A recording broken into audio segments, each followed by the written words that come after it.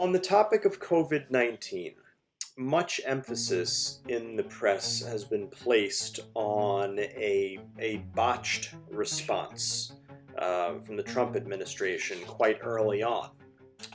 What is your take on this, and where do we go from here?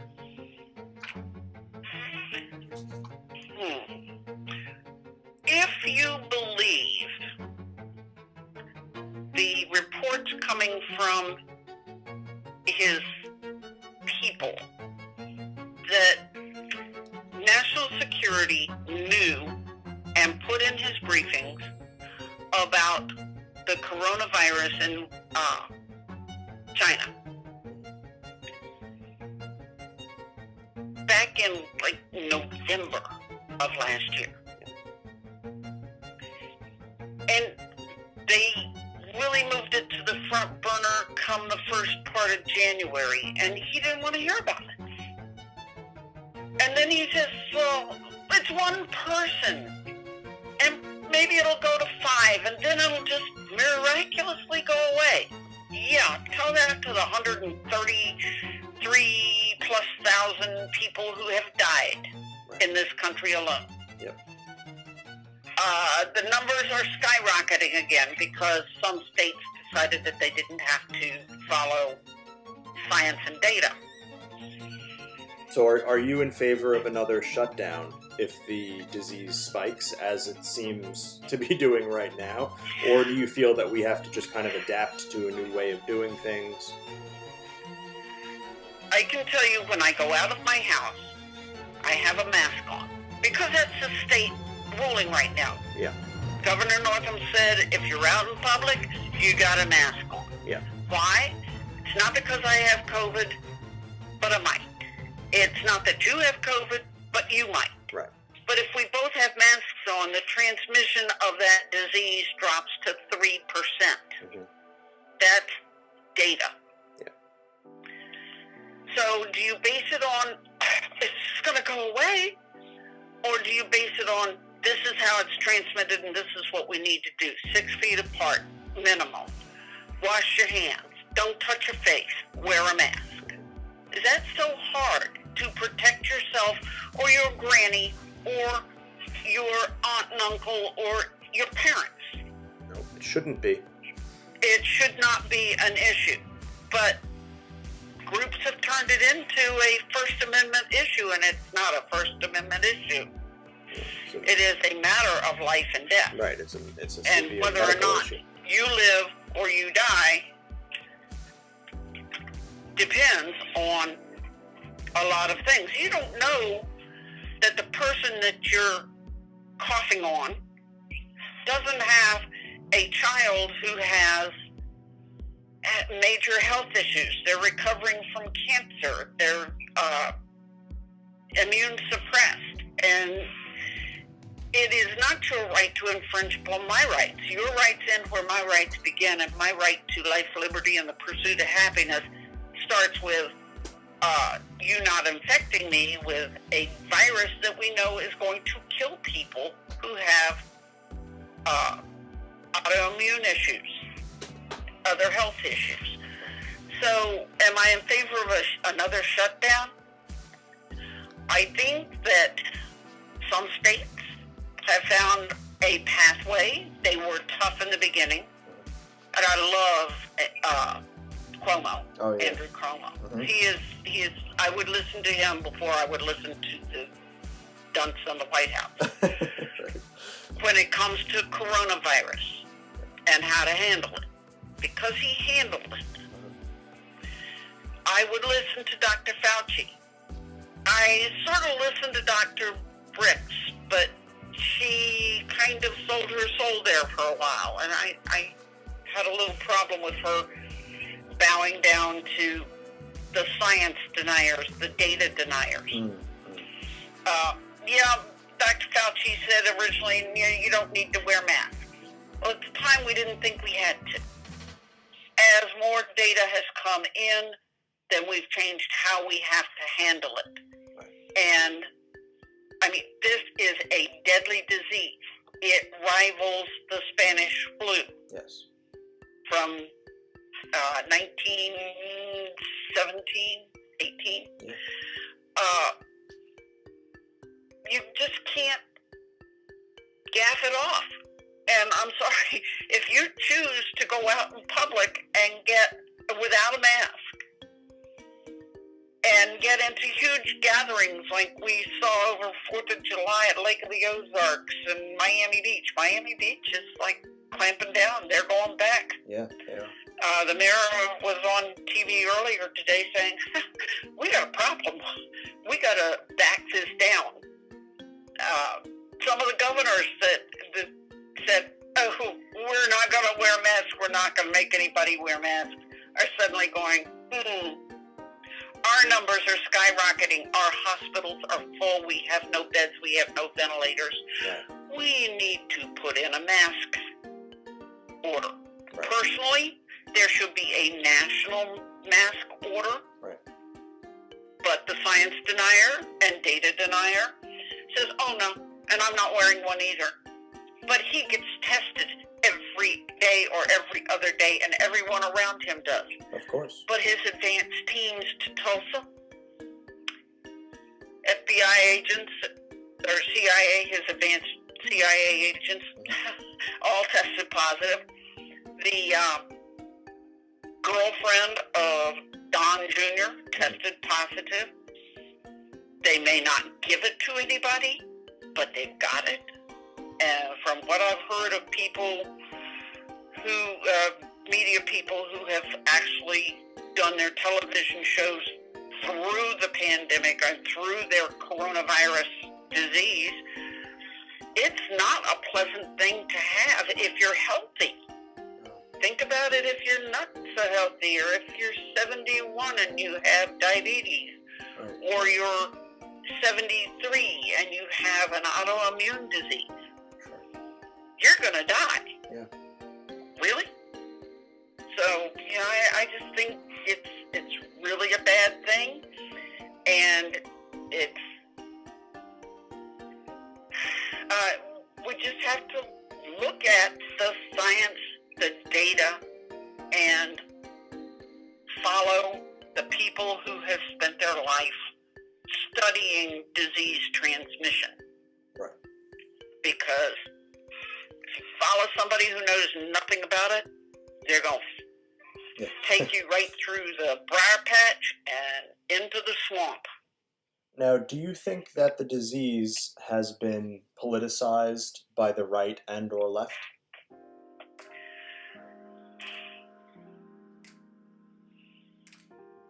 I think there are those who would say yes. I personally think that there are people in authority who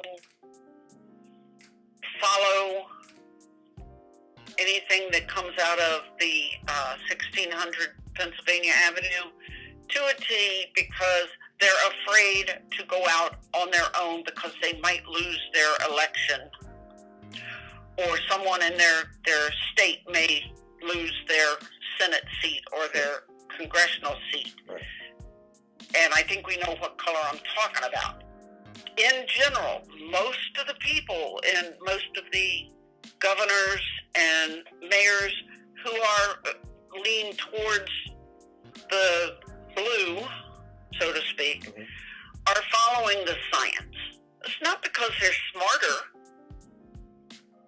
There are people in the Republican Party that are going, no, we're not going to any convention. This is too dangerous. Right.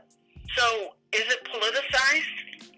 Maybe some, but mostly it's politicized by the people who want to hold on to their seats or hold on to their positions at all costs. And they'll say anything that the emperor who has no clothes, they will tell him that his new clothes look gorgeous. Right, right. And we all know that fairy tale. It worked real well. Not. So we're gonna take it up a notch now for the second half of the program and move into some even more incendiary questions, and I'm sure some real straight talk from Dr. Tabor. In the midst of the coronavirus pandemic, George Floyd was murdered by a Minneapolis police officer in cold blood. Now, this action has led to a social uprising, social unrest, however you want to term it, whatever you want to describe it as, but many news networks have shied away from using the term rioting in favor of more benign terms like protesting, which of course there is plenty of peaceful protesting. Do you believe that there's a clear-cut difference, though, between rioting and protesting? If the same behavior was happening in support of, let's say, the NRA or pro-life causes, would the media be saying the same thing? And is the mainstream media a problem in 2020? George Floyd was not the first. He was the tipping point, the straw that broke the camel's back. It was just one bridge too far. Yep. And in this age, this is something teachers have learned. Everybody's got a cell phone, and everybody's a news director with a camera. Yeah. So, you have to be very, very exact about what you're doing. I watched that. I cried over that. Oh, yeah. It was horrible. It was. But I also cried over Breonna Taylor in Louisville. She still hasn't gotten justice. She was killed in her own house. Right.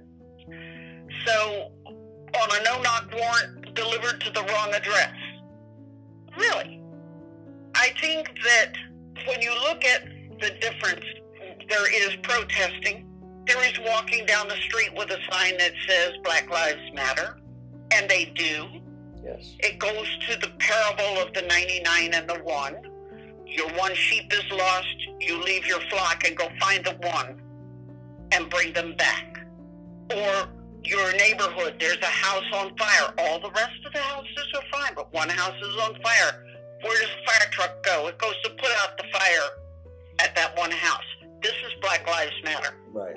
Because it really is more than just Black Lives Matter. Black, brown, red, all matter as persons of color because they all have been basically profiled. Yes. And this was a case of profiling and making up terms or whatever. But what ensued with the protest against what happened to George Floyd in Minneapolis, they found that there were outside agitators being brought in to intermingle with the peaceful protesters that then turned into the violent, burn the house down kind of looting and so forth. When peaceful protests turn into vandalism, looting, and violence, the message of that protest gets lost. And unfortunately, anyone can join a protest and their agenda may not be the same as the organizer.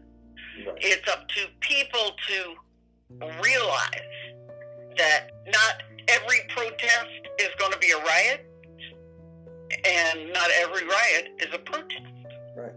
You just have to be able to differentiate between the things and know what's going on.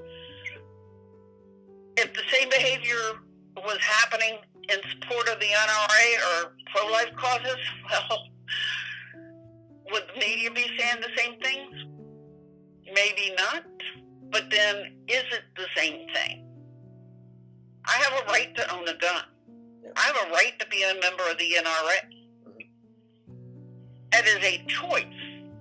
I have a choice to be pro-life or pro-abortion. Right.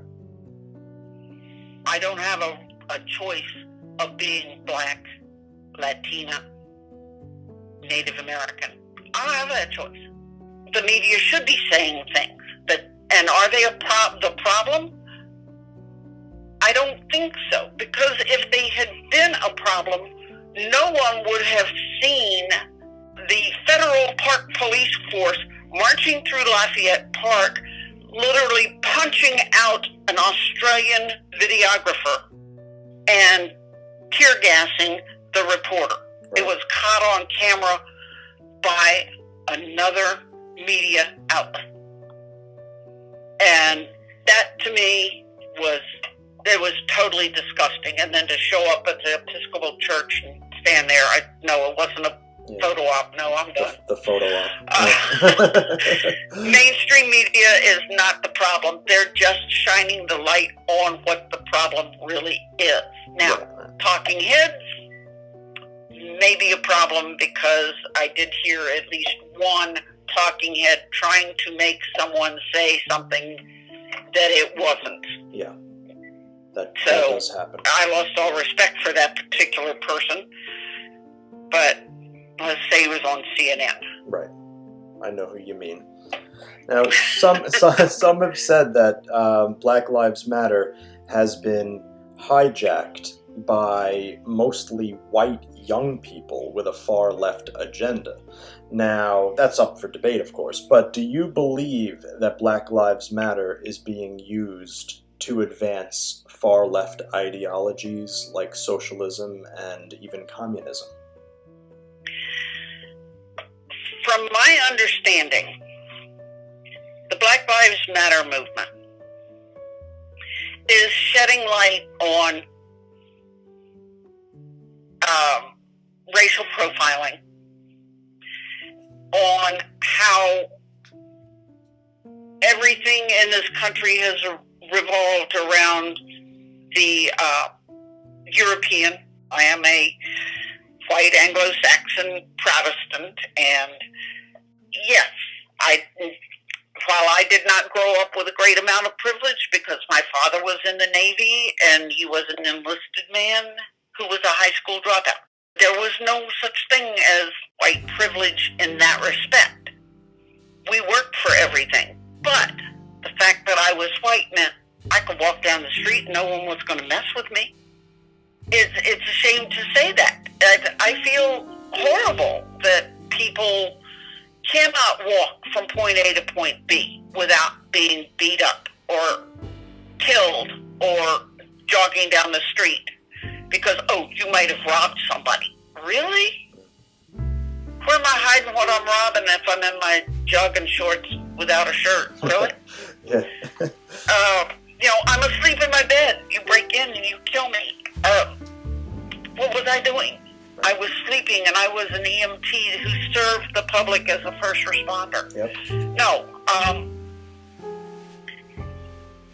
I don't think the immediate message of Black Lives Matter is important because it makes us focus on what we really have done to people, even though we say they're free. Are they?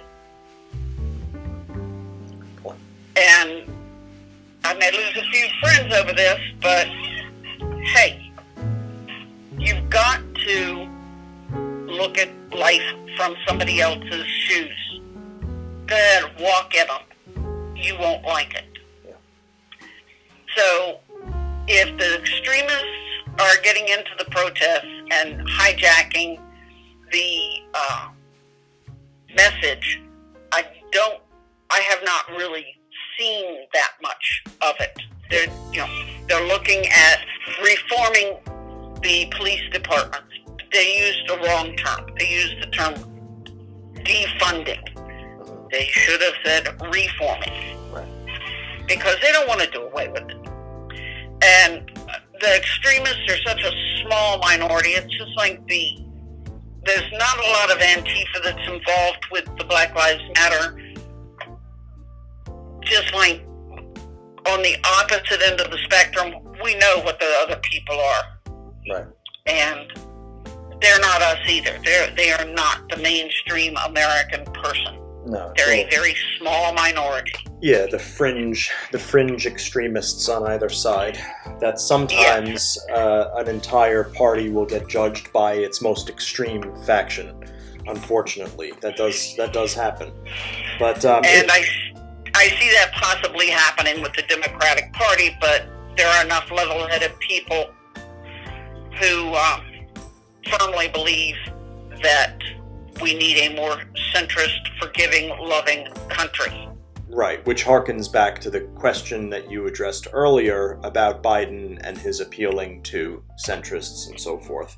But speaking of Biden, if elected president, many have suggested that he could have a hard time maintaining a more centrist government amidst the growing extremism of his own party, as we're describing. So others have even posited the theory that a coup could very easily become a reality, in which we would see Biden relieved of his duties. This could officially place socialists in power in the United States. Now, this could very well be a far-fetched theory, but that's the purpose of this show, is for you to take a crack at all sides. So let's say this hypothetically did happen. Would you rather have a socialist Biden or Biden VP presidency, or a capitalist Trump presidency? How's that for a good question? Tough choices, huh? Tough choices. Well, first off, if you have another Trump presidency, it's not going to be a capitalist. It's going to be put the money in my pocket, which is what it's already been. It's going to be despotic reign of terror, because we know as soon as he gets a chance, he goes after anyone he thinks has slighted him. Sure. So this country will fall into total ruin. I'm sorry. I would rather have a socialist Biden than a capitalist Trump, because he's going to be a despotic ruler, a dictator. Well, he already is, but I mean, it's going to be worse. Do you think that if there were hypothetically a socialist Biden presidency, do you think that it would be possible for the country to rebound back to capitalism from that? Or do you think we would be stuck with socialism for the foreseeable future? I really believe that if we went all the way to the left socialism, that there would eventually be a pendulum that's going to swing all the way back to the center and then to the far right. I mean, we're in the far right of idiocy. We've got to, we're trying to get that pendulum to stop in the middle. Right. If it went all the way to the left, I think eventually it would be brought back into line.